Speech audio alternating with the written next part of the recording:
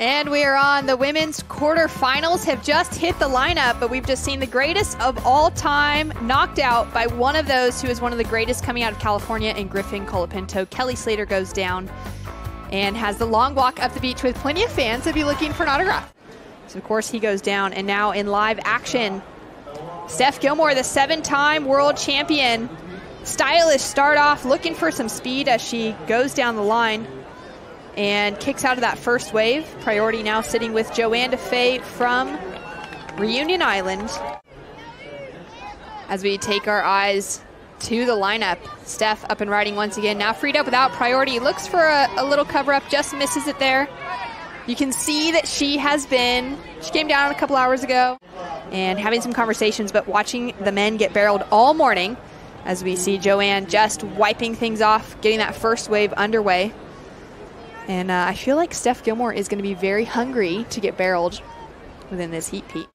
And now in live action, Steph, powerful on her backhand, finds that hook right in the pocket, goes in for a second big turn, and just gets caught up by the whitewater.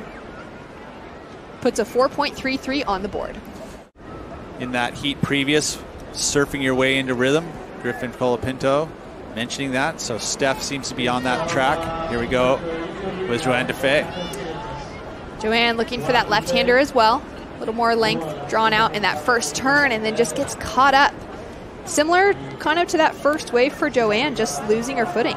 Yeah, well, she see a little scratch of the wax there. And it always kind of happens at this part of the day, which is kind of weird.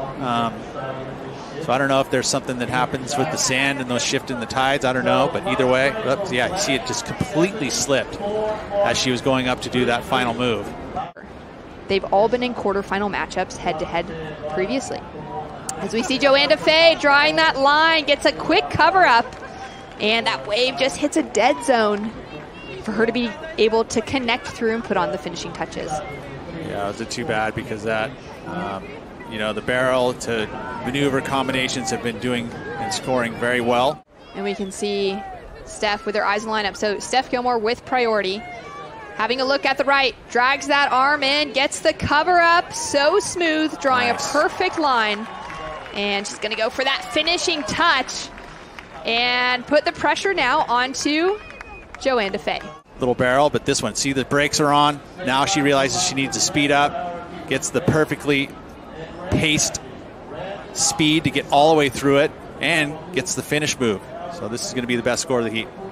What a way to kick things off. Just over 10 minutes down as we take another look at that hand drag. Disappear from view, that's what the judges want to see. The clean exit out, and of course, the finish. Got to make that happen, maneuver there. So barrel to maneuver combination. A little shuffle of her feet. We'll get back to that conversation in a moment about barrel riding as we see Johanne Defay having a similar look. Drags that hand in. She's hoping for the cover up, and that wave doesn't offer her what we just saw from Steph Gilmore. Nice little bit of rail work though, and she'll kick out feeling slightly disappointed with that one.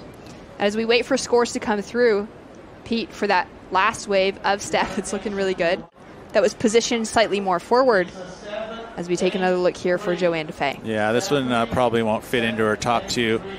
But to get back to that point, when you shift your weight up to the front, you get into the more stable part of the board. Steph Gilmore sitting in a great position now and representing in anticipation of International Women's Day coming up on March 8th. It is March 6th here, Sunday afternoon in Portugal. The jersey of the 1964 and very first women's world champion in Phyllis O'Donnell. And with this wave, she will make her proud.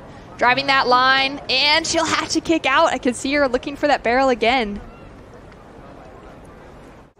And so it'll be interesting to see if that continues, if that story continues to unfold in a format that's a little bit more comfortable for the great Stephanie Gilmore. Normal competition, not having to deal with those changes that it is of a Rip Curl WSL Finals type day. And Steph feeling comfortable out here. At Sunset Beach specifically, because there is lots of events that these surfers get to train at. Johanne Defay looking for the cover up, dragging that hand, and she ducks through, now going for that finish.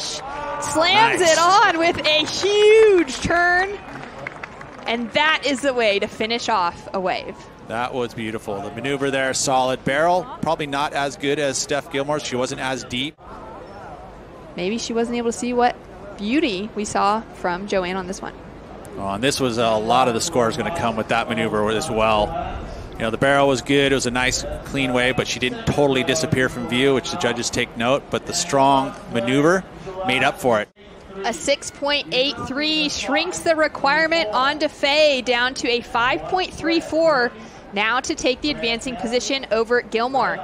And Defay up and riding once again on a smaller wave. Great snap, similar to the finish on that last one. And she was able to get through it. I mean, again, set it up. You see that little stall, and then turns out kind of the doggy door scenario where she knows it's going to close out, so she had to duck out of it. Took it on the head for a bit, but she pulled through it. Maybe a slight increase to her second score. We'll see what the judges say, but not going to be a massive number.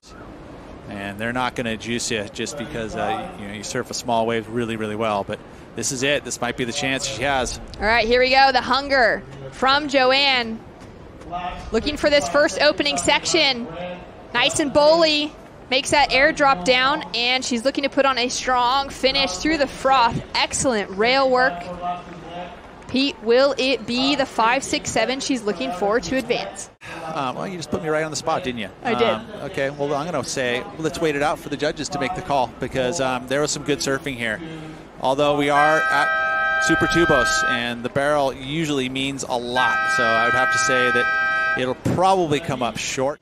As we see her sprinting up the beach. Just picked up her first major sponsorship of her career by O'Neill. So stoked to see that. And scores in, not enough. A 4.93 for Johanne Defay factors into her top two, but does not get her the requirement. JoJo goes down as Steph Gilmore advances into the semifinals out here at Super Tubos.